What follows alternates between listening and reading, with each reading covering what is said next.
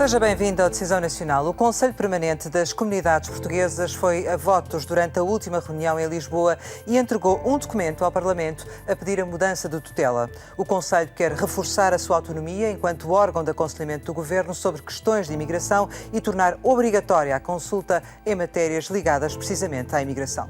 Foram mudanças defendidas pelos conselheiros que integram o órgão executivo do Conselho das Comunidades, composto por representantes das comunidades a nível mundial. No programa de hoje vamos tentar perceber a razão de ser destas mudanças que defendem e os planos para o futuro. A decisão, já sabe, é sua, é nossa e começa agora.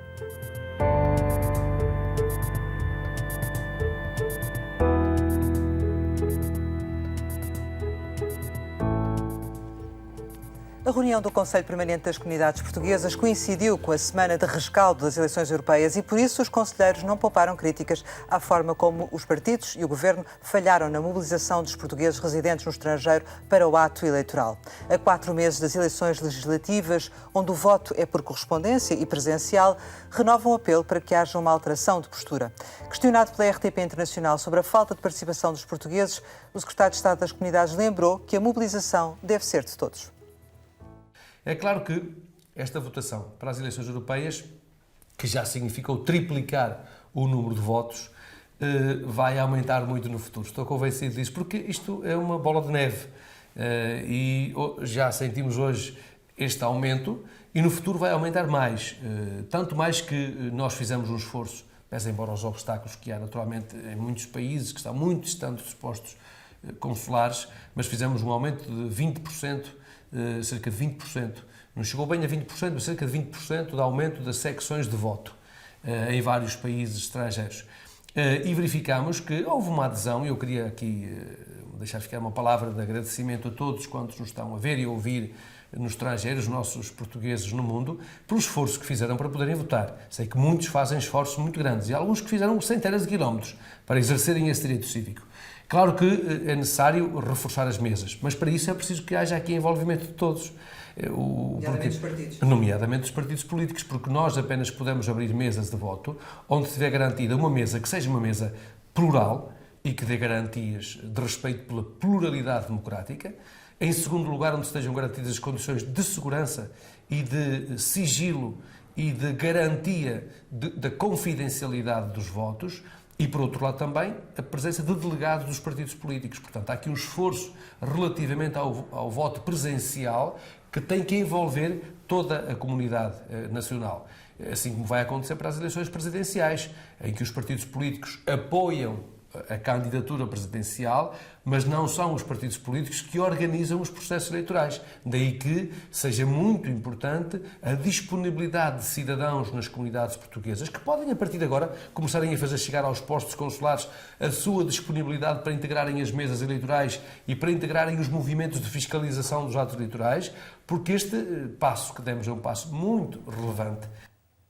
Para uma análise à reunião do Conselho Permanente das Comunidades Portuguesas, temos connosco Pedro Rúpio, conselheiro da Bélgica, Flávio Martins, conselheiro do Brasil e Paulo Marques, de Paris. Muito obrigada a todos pela vossa presença. Flávio, uma das questões que o Conselho das Comunidades coloca é, efetivamente, a falta de mobilização para estas eleições europeias. Estamos a 4 meses das eleições legislativas. O que é que, do vosso ponto de vista, deve ser feito para alterar esta situação? Bom, primeiro uma consideração que não entendemos que tenha ocorrido um falhanço tão grande quanto isso tem sido apresentado e comentado nos últimos dias. Houve mais portugueses a votar. Houve, inclusive, uma triplicação do número daqueles que participaram desta eleição, que é uma eleição presencial, tem que se levar isso em conta, em relação a 2014, por exemplo. Entendemos, entretanto, que para as legislativas, agora em outubro, em que há a possibilidade, não é, da opção do voto ser postal ou presencial, que haverá uma maior participação das comunidades portuguesas. Entendemos também que é importante que haja aqui uma maior divulgação, porque não houve nas comunidades uma divulgação que, pelo menos no nosso Conselho, entendêssemos como eficaz. Haja vista que, mesmo aqui em Portugal, muitos portugueses, às vezes, comentavam ou diziam qual é a importância de votarmos para o Parlamento Europeu. Nós sabemos que é fundamental porque a maioria das decisões estão hoje junto ao Parlamento Europeu e não aos parlamentos nacionais. Entretanto, achamos que esta divulgação tem que ser lida de uma outra maneira. Tem que ser vista como uma sensibilização para que as comunidades entendam, primeiro, que estão integradas efetivamente e afetivamente a Portugal. E segundo, da importância da participação das nossas comunidades. Isto é um trabalho que passa também pelo governo, pelos partidos políticos, o que não houve nas comunidades para esta eleição de forma efetiva e também para o nosso Conselho das Comunidades. Agora, Rosário, se me permite, apenas para finalizar, é importante também, e nós faremos estas considerações ao governo e aos partidos políticos, que nós discutamos efetivamente a possibilidade de um voto eletrônico não presencial, ou seja, à distância, pelo menos para os círculos fora de Portugal, os círculos da imigração para legislativos, porque entendemos que desta forma a participação será muito maior. Haja vista que em algumas comunidades as mesas de votação estão a centenas de quilômetros ou os países de acolhimento têm sérios problemas com o serviço postal. Acha que podia ser feita uma experiência piloto, como aconteceu nas europeias aqui em Portugal agora? Sim, mas não presencial. Quer dizer, nós achamos no nosso Conselho que isso seria viável, não presencial, mas sim à distância, não presencial, e, portanto, talvez não haja mais tempo para esta, mas que a Assembleia, os partidos políticos, a Comissão Nacional de Eleições, que nós pensemos efetivamente implementarmos a título de experiência que seja para as próximas, não estas, mas as que vierem a seguir. Em França temos a particularidade, por exemplo, em comparação com a Suíça, há mais recenseados do que na Suíça, mas votaram mais portugueses na Suíça do que em França. Que se deve, do seu ponto de vista, quando temos tantos portugueses em França, estão aqui tão perto, por que é que isso não acontece? Então, não acontece, há vários parâmetros. A própria eleição europeia faz com que a participação seja ao nível nacional em Portugal ou nos nossos países de residência, a taxa de mobilização é baixa. Mas depois temos a nossa realidade. É que muitos dos eleitores são ou eleitores para Portugal ou eleitores para a França. Obviamente que, sendo eleitores para a França, quando a mesa de voto está a 300 metros, vão votar para essa mesa de voto. Depois, por exemplo, eu que sou francês, estou inscrito nos cadernos eleitorais de França e estou inscrito nos cadernos eleitorais portugueses. Obviamente que eu vou votar para os cadernos eleitorais de França. E depois há outro fenómeno. Houve 22 candidatos de origem portuguesa às eleições europeias de França. Obviamente que mobiliza a comunidade portuguesa residente em França para votarem para os candidatos franceses. Sentiu também falta de mobilização em França, ainda assim, dos partidos e dos próprios conselheiros, enfim, do próprio governo, para fazer sentir a necessidade de votarem nos candidatos em Portugal, ou não? Sim. Claramente, não houve campanhas de sensibilização, não houve, como já aconteceu no passado, interação entre o Conselho das Comunidades, a CNE, os mídias, a RTP, por exemplo, não houve essa interligação. Mas se eu houver de longe, parece-me que também não houve grande mobilização em Portugal. Foi muito tardio as campanhas e a sensibilização, o que não aconteceu em França, que para as europeias já se falavam das europeias já há algum tempo. Muito bem. E na Bélgica, o que é que aconteceu relativamente a esta participação? Acho que foi uma boa participação na Bélgica. Fiquei muito satisfeito porque raramente tínhamos visto tanta gente a votar no nosso consulado. Foram praticamente 1000 portugueses que na Bélgica se deslocaram a Bruxelas para votar. Em 2014 tinham sido cerca de 300, portanto, como disse o Flávio, é uma tendência em todo o mundo, praticamente a votação triplicou e eu vejo que o recenseamento tem efeitos positivos e incentiva uma maior participação. Ainda assim, há trabalho a fazer para as próximas legislativas em termos de mobilização, do seu ponto de vista também?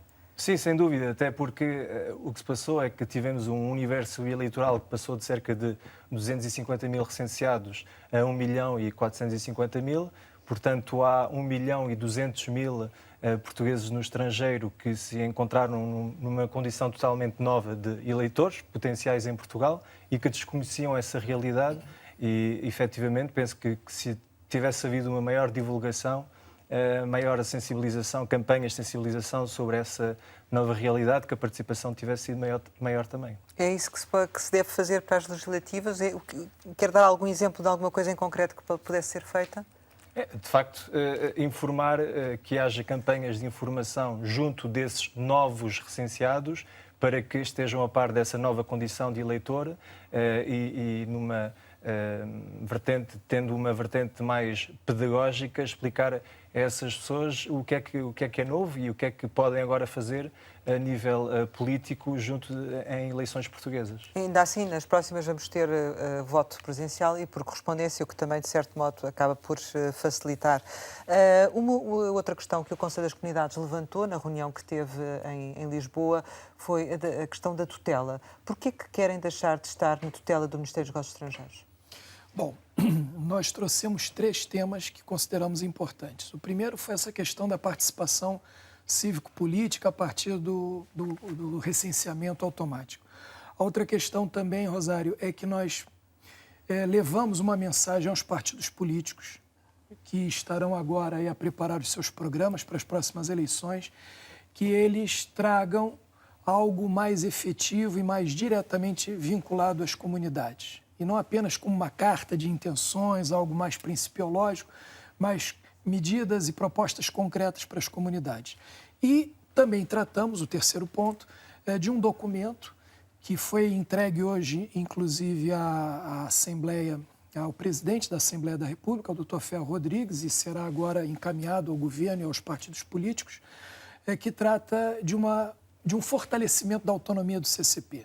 Porque quando nós queremos e pretendemos propor fortalecimento do CCP, está também o fortalecimento da voz das nossas comunidades. Nós todos fomos eleitos, nós não somos indigitados, não somos indicados, somos eleitos por nossas comunidades, então temos essa legitimidade prevista em lei e queremos apresentar e apresentamos diversas medidas. Uma das medidas, e parece que foi a mais destacada, é a questão da alteração, da mudança da tutela. Temos os melhores relacionamentos com o atual secretário de Estado, Dr. José Luiz Carneiro, que, aliás, interveio agora há pouco. Tem sido um parceiro nosso. Temos, inclusive, avançado em muitas questões, também pela sensibilidade dele e de toda a equipa que trabalha na secretaria em relação às comunidades, mas entendemos também que talvez o local mais apropriado para o Conselho das Comunidades seja vinculado mesmo à própria presidência do Conselho de Ministros. Haja vista que há uma gama, uma série de matérias que não estão apenas no Ministério dos Negócios Estrangeiros e sim vinculados a outros ministérios. Ou seja, vocês notam que quando propõem uma questão, por exemplo, da área da Segurança Social, da área da Justiça, da área fiscal, têm que a colocar ao Secretário de Estado, que por sua vez tem que ir colocar a outros membros do Governo e consideram que isso é um atraso para a resolução dos problemas, é isso? Entendemos, por outro lado, que tivemos a feliz experiência e até inusitada experiência de participarmos da reunião da presidência do Conselho de Ministros. Então, foi importante que nós tivéssemos lá um diálogo direto com os ministros, ministras, secretários e secretárias de várias áreas, porque nos interessa tratar também da questão do ensino superior, da ciência e tecnologia, da educação do português, do ensino do português no estrangeiro, do emprego, da justiça, da administração interna. Há várias matérias que são pertinentes às comunidades e que, portanto, fogem muitas vezes à alçada do Ministério dos Negócios Estrangeiros, né? Que tem sido um bom parceiro nesses anos todos, mas que entendemos, por outro lado, que seria um avanço no sentido de darmos uma maior participação num diálogo frontal, direto, com outras áreas dos ministérios. Uma questão que colocam neste âmbito da autonomia tem a ver com a necessidade de serem ouvidos obrigatoriamente em matérias relativas à imigração. Isso não tem acontecido, é isso? Peca provavelmente pela distância, desconhecimento de uns e de outros, mas ter uma eficácia transversal, com, nomeadamente, o que aconteceu com a reunião na presidência do Conselho de Ministros, o que nos permite de focalizar diretamente os pontos globais das comunidades e, como disse a Rosário e o Flávio, com os ministros que têm a pasta dessas questões. Para nós parece-nos ser essencial, nomeadamente para nós, comunidades no exterior, sermos também uma parte efetiva de um bom resultado. Mas há matérias em concreto onde acham que deviam ter sido ouvidos e que não foram, ou não? Parece-nos que há vários projetos de lei, há várias tendências, nós tentamos intervir, houve sucessos, como aliás... No caso do recenseamento automático, por exemplo, foram consultados? Ou não? Fomos, aliás, veio das próprias comunidades, veio do próprio Conselho das Comunidades. Mas, por exemplo, a participação em vários órgãos, como o Conselho Económico e Social, o Conselho de Opinião da RTP e outros órgãos que veio também do Conselho das Comunidades, são batalhas que duraram durante dezenas de anos, 10, 12 anos, e um dos objetivos é termos essa relação muito mais rápida e que se possa ter essa tal intervenção rápida e falar, conhecermos mutuamente e falarmos das problemáticas com os vários ministros e vários secretários de Estado. Mas perguntava-lhe se ter essa autonomia ou deixar de estar na tutela do Ministério dos Negócios Estrangeiros, ganhar mais autonomia, também não pode ser, de certo modo, perder alguma força, já que o Ministério dos Negócios Estrangeiros é quem representa efetivamente as comunidades portuguesas, ou não? A questão aqui é que queremos ter a possibilidade de abordar questões que são transversais de forma mais eficaz. E parece-nos que, tendo a tutela na presença do Conselho de Ministros, poderia ajudar em ganhar eficácia na resolução das questões que vamos avançando, que vamos propondo. No caso, por exemplo, da comunidade portuguesa na Bélgica, quer dar algum exemplo de situações que considerem que às vezes não conseguem ter uma rápida resolução porque efetivamente há que combinar aqui diferentes tutelas, ou não? Há problemas na Bélgica que ocorrem em todo o mundo, com questões de problemas ligados ao consulado. Mas, por exemplo, eu penso que a nível de políticas de ensino de língua também podia ser interessante poder abordar essas temáticas como fizemos hoje na presença do Conselho de Ministros, para tentar sensibilizar a nossa classe política sobre a nossa visão sobre esse tema, por exemplo. Há matérias onde efetivamente o Conselho devia ter sido consultado e não foi, do seu ponto de vista, que às vezes até que não têm a ver necessariamente com o Ministério dos Negócios Estrangeiros? Bom, nós temos participado em diversos assuntos que nos chegam, não é?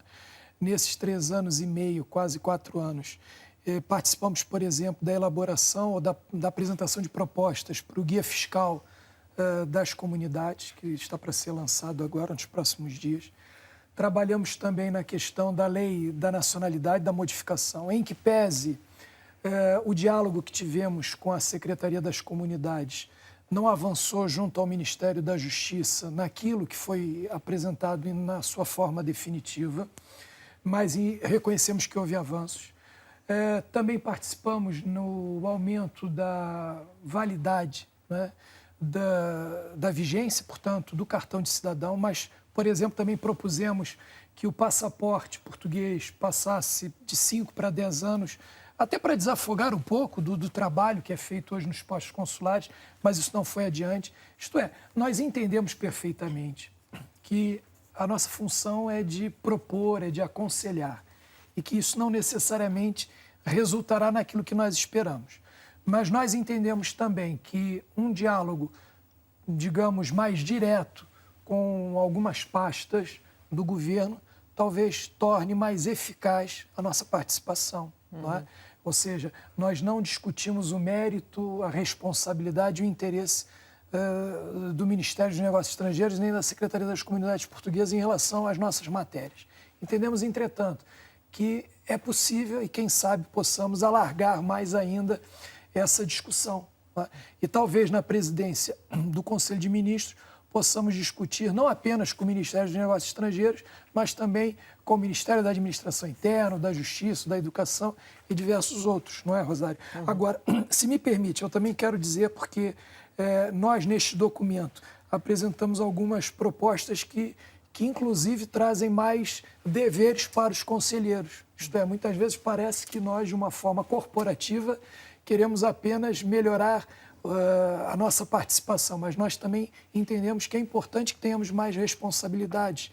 E, na nossa experiência, permitiu que nós apresentássemos propostas nesse sentido.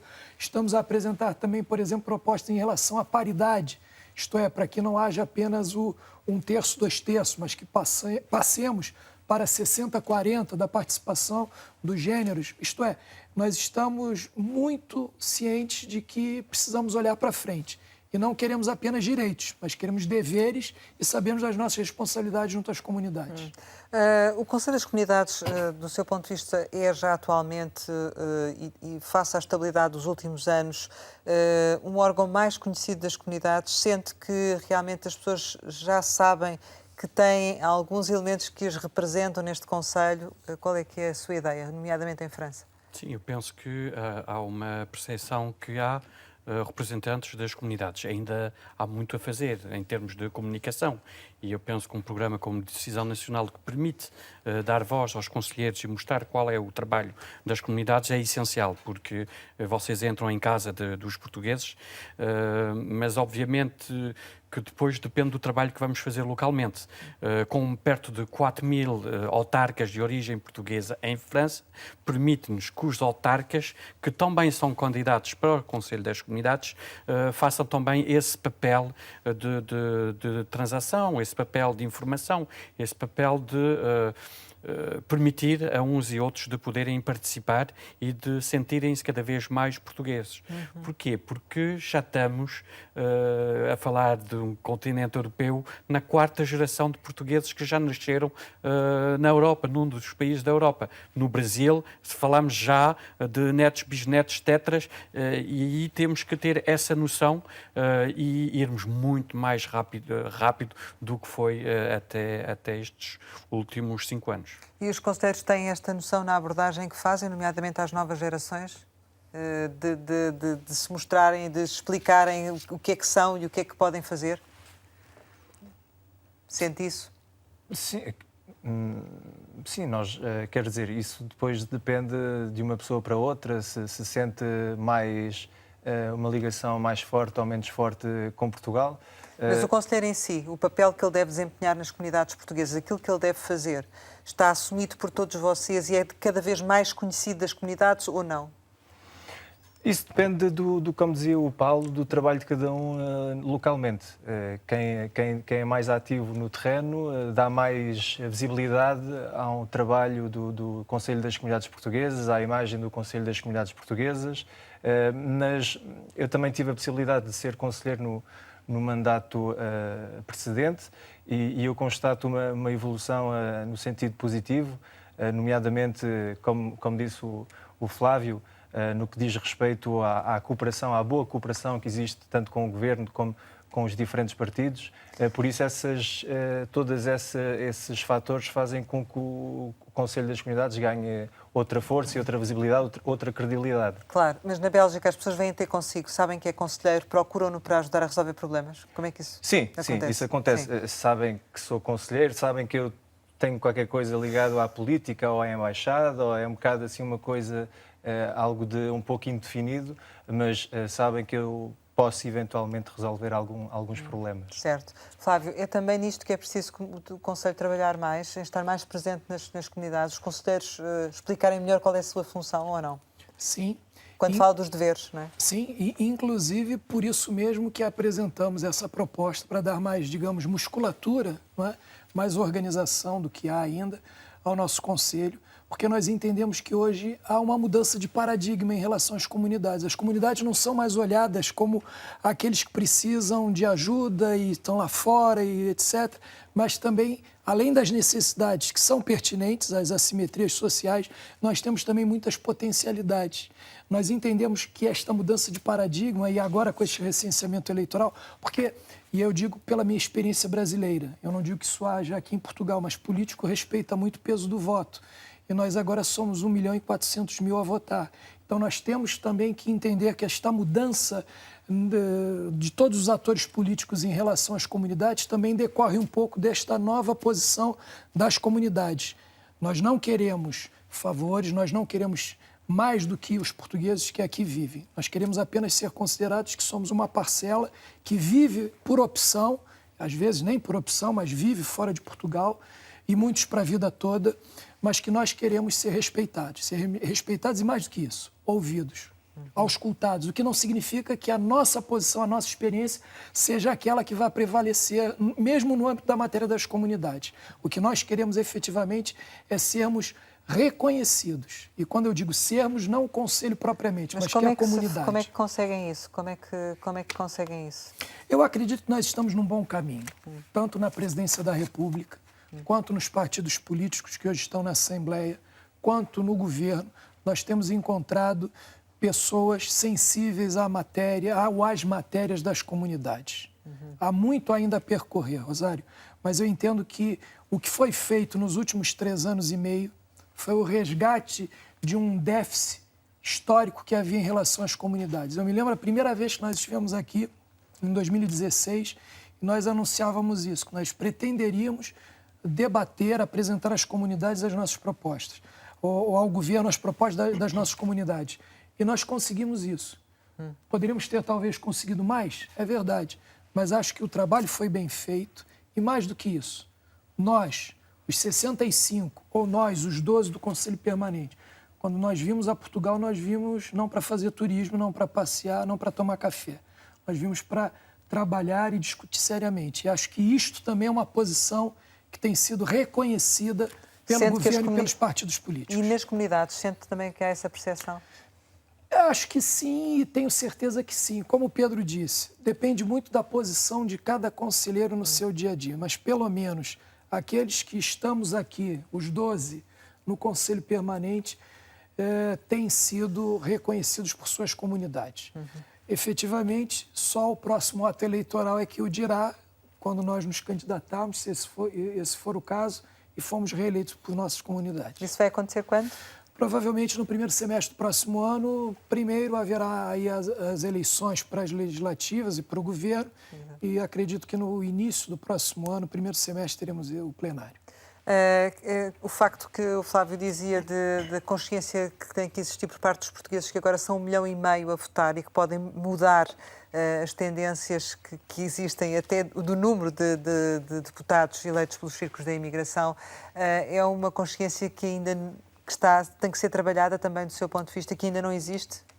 Não, existe, mas tem que ser trabalhada, obviamente, e verifica-se ano para ano, passo a passo, cada passo que é dado. Porque essa realidade também é recente, não é? Só agora é que, com o recenseamento automático, é que passou a existir esse número, não é? Sim, e vai ser bastante interessante ver o que vai suceder em outubro. Aí foi também uma das reclamações do Conselho das Comunidades, é que haja um misto entre presencial e voto por correspondência. Claro. E aí, como na Itália, vê-se que há possibilidades de maior participação. E aí vai ser, penso eu, algo de bastante interessante de análise. Claro. Na Bélgica também há essa perspectiva, ou seja, também enquanto conselheiro será um foco da sua atuação, será sensibilizar para o voto nas legislativas e para o facto desse voto poder mudar alguma coisa? Sim, sim, sem dúvida. Penso que o que é importante é termos essa... digamos que as pessoas têm agora noção que há muito menos entrave para uma participação efetiva nas eleições em Portugal. Com o recenseamento automático é uma abertura clara para a democracia portuguesa junto das comunidades portuguesas. Há ainda alguns fatores que impedem uma visão clara sobre a forma de votar. Às vezes é presencial, outras vezes é um sistema misto, e acho que ainda há um trabalho por fazer nesse sentido, mas aos poucos penso que poderemos chegar a uma participação maior, e o mais importante é começarmos com esta boa base, que é o recenseamento automático. É uma medida que foi proposta pelo Conselho das Comunidades, que foi alcançada, é ótimo, e agora há que continuar o nosso trabalho. Nomeadamente também nesse âmbito da sensibilização para o voto. Muito obrigada pela vossa presença. A Decisão Nacional chega ao fim. Regressamos na próxima semana, sempre neste dia, esta hora, e claro, contamos consigo.